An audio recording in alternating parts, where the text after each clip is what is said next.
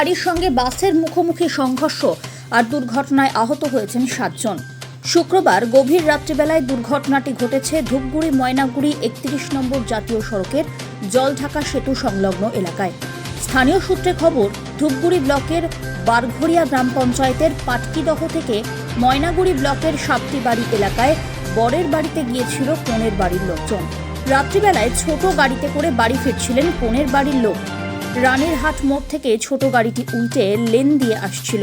সেই সময় আলিপুরদুয়ার থেকে ডিউটি করে বাসে পুলিশ কর্মীরা ফিরছিলেন। জলঢাকা সেতুতে বাসের সঙ্গে সংঘর্ষ ঘটে, আর যার জেরে দুটি গাড়ির সামনের অংশ দুমড়ে যায়। বিকট শব্দে ছুটে আসেন স্থানীয়রা।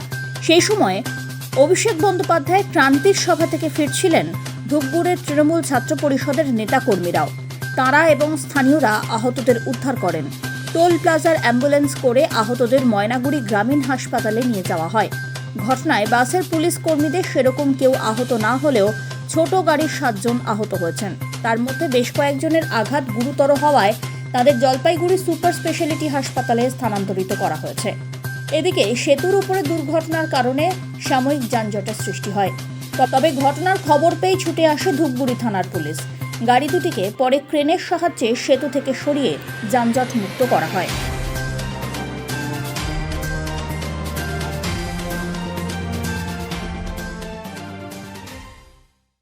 মানে মেয়ের বিয়ে না ছেলের?